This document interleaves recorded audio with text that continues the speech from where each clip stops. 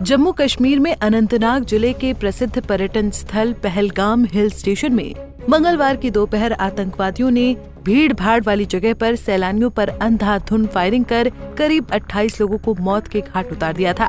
इस कायराना हमले में करीब 17 लोग गंभीर रूप से घायल हुए, जिन्हें सेना और पुलिस ने अस्पतालों में भर्ती करवाया। सैलानियों की चहल पहल से गुलजार रहने वाले पहलगाम की सड़कों पर अब सन्नाटा पसरा नजर आ रहा है। दुकानों पर ताले लटके नजर आ रहे हैं। इलाके में चारों तरफ दहशत का माहौल है। सुरम में बैसरन घाटी में वादियों की रौनक गायब है।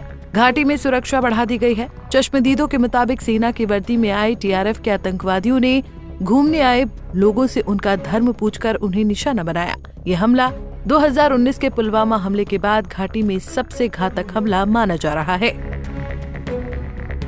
इस हमले की जिम्मेदारी पाकिस्तान के आतंकी संगठन लश्कर ए तैयबा की जम्मू कश्मीर में सक्रिय proxy wing the resistance front TRF ने ली है। इस जानकारी के बाद भारत सरकार ने पाकिस्तान के खिलाफ कड़ा रुख इख्तियार कर लिया है।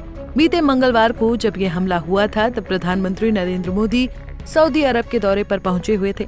उन्होंने अपना दौरा बीच में ही छोड़कर भारत लौटना ज्यादा मुनासिब समझा, जिसके बाद जब प्रधानमंत्री नरेंद्र मोदी भारत वापस पहुंचे तुरंत उनकी अध्यक्षता में सीसीएस की बैठक बुलाई गई और बैठक में कई बड़े और अहम फैसले लिए गए। इस बैठक का हिस्सा बने विदेश मंत्रालय के प्रवक्ता ने बताया कि पाकिस्तान के साथ सिंधु जल समझौते को रोक दिया गया है। साथ ही 48 घंटों के भीतर ही पाकिस्तानी नागरिकों को भारत छोड़ने का आदेश भी दिया गया है। वहीं पाकिस्तान का वीजा भी रद्द कर दिया गया है। इतना ही नहीं, अटारी बॉर्डर को भी बंद करने का फैसला लिया गया है। बीटिंग द रिट्रीट को भी रोक दिया गया है। लेकिन हम यहाँ पर आपको ये विस्तार से बताते हैं कि भारत ने जिस सिंधु जल समझौते को खत्म किया है वो है क्या। सिंधु जल समझौता भारत और पाकिस्तान के बीच 1960 में हुआ एक जल समझौता है।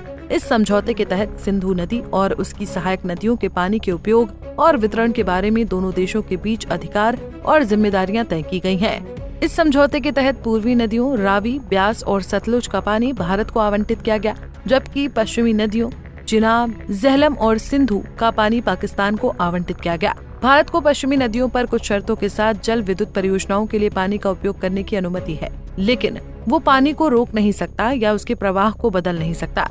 इस समझौते के तहत एक सिंधु जल आयोग की स्थापना की गई है, जिसमें दोनों देशों के प्रतिनिधि शामिल हैं। ये आयोग जल संसाधनों के उपयोग और विवादों के समाधान के लिए जिम्मेदार है। सिंधु जल समझौता दोनों देशों के बीच जल संसाधनों के उपयोग और प्रबंधन के लिए एक महत्वपूर्ण ढांचा प्रदान करता है, लेकिन समय समय पर इसके क्रियान्वयन और व्याख्या को लेकर विवाद उत्पन्न होते रहे हैं। सिंधु जल समझौते को फिलहाल रोकने का निर्णय 23 अप्रैल की शाम को प्रधानमंत्री नरेंद्र मोदी की अध्यक्षता में हुई cabinet committee on security CCS की बैठक में लिया गया, जिसमें गृह मंत्री अमित शाह, रक्षा मंत्री राजनाथ सिंह और विदेश मंत्री एस जयशंकर भी मौजूद थे। सिंधु जल समझौते को रद्द किए जाने से कई तरह की बातें उठ खड़ी हो जाती हैं। जैसे पाकिस्तान के सिंधु प्रांत को जब पानी नहीं मिलेगा तो जाहिर सी बात है कि उसके इस प्रांत की फसल बर्बाद हो जाएगी, और अगर भविष्य में भारत इस समझौते पर एग्री भी करता है तो वो जब एक साथ पानी छोड़ेगा तो पाकिस्तान में बाढ़ भी आ सकती है। इसीलिए सिंधु जल संधि को निलंबित करने पर महाराष्ट्र के नागपुर की रहने वाली रक्षा विशेषज्ञ शिवाली देशपांडे क्या मानती हैं, आइए सुनवाते हैं। जो पहलगाम में हॉरिबल अटैक हुआ था आतंकवादियों के द्वारा, उसके बाद हमारे प्रधानमंत्री ने अपना जो विदेशी दौरा है वो आधा छोड़कर वापस आ गए और सीसीएस की मीटिंग हुई, जहां पर कुछ ठोस कदम उठाए गए हैं पाकिस्तान के खिलाफ। अब ये जो कदम है ये सिर्फ बिगिनिंग है, ये सिर्फ डिप्लोमेटिक कदम है, लेकिन जो ठोस कार्रवाई है पाकिस्तान के खिलाफ, ऐसा जवाब पाकिस्तान को हमने देना है और देंगे जरूर कि पाकिस्तान कभी जिंदगी भर भूल नहीं पाएगा कि इस तरह से हमने मार खाई थी। जो अंतिम जो निर्णय है वो भारत के तरफ में ही होगा और भारत इसका मुंहतोड़ जवाब देगा, लेकिन उसके पहले ये डिप्लोमेटिक कुछ कदम है। डिप्लोमेटिक कदम में कुछ ऐसा है कि जो अटारी बॉर्डर है वो बंद की गई है। जो पाकिस्तान में जो हमारे नागरिक है उनको बोला है कि 1 मई से पहले आप लोग देश के अंदर वापस आ जाओ, क्योंकि उसके बाद फिर आना पॉसिबल नहीं होगा। फिर जो इंडस वाटर रिवर ट्रीटी है उसको कैंसिल कर दिया है, तब तक जब तक पाकिस्तान आतंकवादियों को पनाह देना बंद नहीं करता, उनको ट्रेनिंग देना बंद नहीं करता, तब तक इंडस रिवर वाटर ट्रीटी ये बंद किया गया है, स्थगित किया गया है।